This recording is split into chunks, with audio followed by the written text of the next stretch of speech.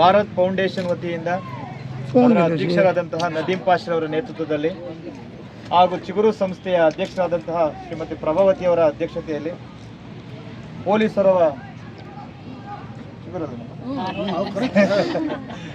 Police ಇಲಾಖೆ ವತಿಯಿಂದ ಈ UPSCನಲ್ಲಿ 741ನೇ ರ್ಯಾಂಕ್ ಪಡೆದಂತಹ ತೌಸಿಫುಲ್ಲಾ ಖಾನ್ ರವರಿಗೆ ಸನ್ಮಾನ ಹಾಗೂ ಈ ಹೆಲ್ಮೆಟ್ ವಿತರಣೆ ಕಾರ್ಯಕ್ರಮವನ್ನು ಹಮ್ಮಿಕೊಂಡಿದೆ. ಈ ಕಾರ್ಯಕ್ರಮಕ್ಕೆ ಆಗಮಿಸಿರ್ತಕ್ಕಂಥ ಎಲ್ಲರಿಗೂ ಕೂಡ ಪೊಲೀಸ್ ಇಲಾಖೆ ವತಿಯಿಂದ ಹೃತ್ಪೂರ್ವಕವಾದ ಸ್ವಾಗತವನ್ನು ಕೋರ್ತಾ ಇದ್ದಾರೆ. ಬಹಳ ಉತ್ಕೃಷ್ಟವಾದಂತಹ ಒಂದೇ ಒಂದು ಹುದ್ದೆ ಅಂದರೆ UPSC ಸೆಲೆಕ್ಷನ್ ಆಗ್ತಕ್ಕಂಥ ಹುದ್ದೆ. ಅದರಲ್ಲಿ IAS ಆಗ್ಬೋದು, IPS ಆಗ್ಬೋದು, IFS ಆಗ್ಬೋದು, ಅಥವಾ ಫಾರಿನ್ ಸರ್ವಿಸ್ ಆಗ್ಬೋದು, ಬಹಳ ಹುದ್ದೆಗಳನ್ನು ಆದರೆ UPSC ಸೆಲೆಕ್ಷನ್ ಮೇಲೆ ಎಕ್ಸಾಮಿನೇಷನ್ ಮೇಲೆ ಸೆಲೆಕ್ಷನ್ ಆಗಿದೆ. ಅಂತಹ ಒಂದು ಎಕ್ಸಾಮನ್ನು ನಮ್ಮ ಬಂಗಾರಪೇಟೆಯ ವಾಸಿ, ಮೂಲತಃ ಮಾಲೂರಿನವರಾಗಿದ್ದಾರೆ, ಶೆಟ್ಗಾನಹಳ್ಳಿ ಸರ್, ಬನಶೆಟ್ಟಿಹಳ್ಳಿಯವರು ವಾಸಿ ಆದಂಥವರು ನಮ್ಮ ಬಂಗಾರಪೇಟೆಯಲ್ಲೇ ವಾಸ ಇದ್ದಾರೆ. ಅವರು 741ನೇ ರ್ಯಾಂಕನ್ನು ಓದಿರಲ್ಲ 741ನೇ ರ್ಯಾಂಕನ್ನು ಪಡೆದು ಇಡೀ ಬಂಗಾರಪೇಟೆಗೆ ಹೆಸರನ್ನು ತಂದಿದ್ದಾರೆ. ಅವರಿಗೆ ಎಲ್ಲರ ಹೆಲ್ಮೆಟ್ ವಿತರಣೆಯನ್ನು ನಮ್ಮ ಭಾರತ್ ಫೌಂಡೇಶನಿಂದ ಮಾಡ್ತಾ ಇದ್ದೀವಿ. ಇದಕ್ಕೆ ನಮ್ಮ ಪತ್ರಕಾರದವರು ಹೆಚ್ಚಿನ ಸಂಖ್ಯೆಯಲ್ಲಿ ಬರಬೇಕು ಅಂತ ನಾನು ಕೇಳಿದ್ದೀನಿ. ತಾವೆಲ್ಲ ಬಂದಿದ್ದೀರಿ. ಯಾಕಂದರೆ ನಮ್ಮದು ಎಷ್ಟು ಕರ್ತವ್ಯ ಇದೆಯೋ ನಮ್ಮದು ಬಹಳಷ್ಟು ಕರ್ತವ್ಯ ಇರ್ತದೆ.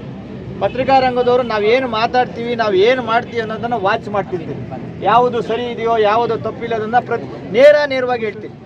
ಈ ಹೆಲ್ಮೆಟ್ ಅಂತಕ್ಕಂಥದ್ದು ಒಂದು ಜೀವವನ್ನು ಉಳಿಸ್ತಕ್ಕಂಥದ್ದು.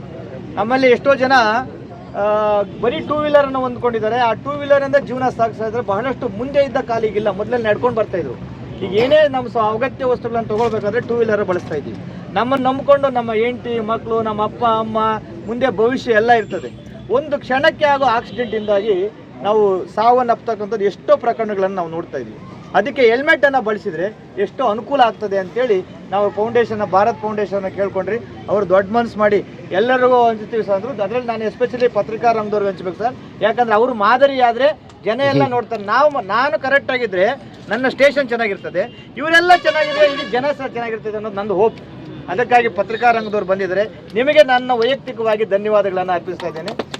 ಆಮೇಲೆ ನಾನು ಬಂದ ಮೇಲೆ 4-5 ಆಕ್ಸಿಡೆಂಟ್ ಆಯಿತು. ಆ ಆಕ್ಸಿಡೆಂಟಲ್ಲಿ ಉದಾಹರಣೆ ಅಂದರೆ ನೇರಳೆ ಕೆರೆ ಹತ್ರ ಒಂದು ಆಕ್ಸಿಡೆಂಟ್ ಆಯಿತು. ರಾತ್ರಿ 1 ಗಂಟೆಯಲ್ಲಿ ಆಯಿತು. ರಾತ್ರಿ 1 ಗಂಟೆಯಲ್ಲೂ ಕೂಡ ಹೆಲ್ಮೆಟ್ ಹಾಕಿದ್ರಿಂದ ಏನಾಯಿತು, ಹಂಸ ಹತ್ರ ಜಂಪ್ ಆಗಿ ಕೆಳಗೆ ಬಿದ್ದರೂ ಕೂಡ ಹೆಲ್ಮೆಟ್ ಇದ್ದಿದ್ದರಿಂದ ಉಳ್ಕೊಂಡ. ಕೈ ಕಾಲು ಫ್ರ್ಯಾಕ್ಚರ್ ಆಯಿತು. ನಮ್ಮ ದೇಹದಲ್ಲಿ ಯಾವುದೇ ಭಾಗ ಬೇಕಾದರೆ ರೀಪ್ಲೇಸ್ ಮಾಡ್ಬೋದು. ಕೈ ಹೋದರೆ ಕೈದು ಸಪ್ರೇಟ್ ಹಾಕ್ಬೋದು, ಕಾಲಿದ್ರೆ ಕಾಲು ಹಾಕ್ಬೋದು, ಬೇರೆ ಎಲ್ಲ ಪಾರ್ಟ್ಗಳು ಹಾಕ್ಬೋದು. ಆದರೆ ತಲೆ ಒಂದು ಸರಿ ಹೋಯ್ತು ಅಂದರೆ ಇಲ್ಲ ಅವನು ಹುಚ್ಚಿನಾಗ್ತಾನೆ, ಇಲ್ಲ ಸತ್ತೋಗ್ತಾನೆ. ಅದಕ್ಕೆ ಹೆಲ್ಮೆಟ್ಟಿನ ಪ್ರಾಶಸ್ತ್ಯ ಅಷ್ಟಿರ್ತದೆ. ಈ ಹೆಲ್ಮೆಟ್ಟಿನ ವಿತರಣೆ ಕಾರ್ಯಕ್ರಮಕ್ಕೆ ಆಗಮಿಸಿರ್ತಕ್ಕಂಥ ಎಲ್ಲರಿಗೂ ಕೂಡ ನಮ್ಮ ಇಲಾಖೆ ವತಿಯಿಂದ ಹೃತ್ಪೂರ್ವಕವಾದ ಸ್ವಾಗತವನ್ನು ಕೋರ್ತಾ ಇದ್ದೀನಿ ಸರ್.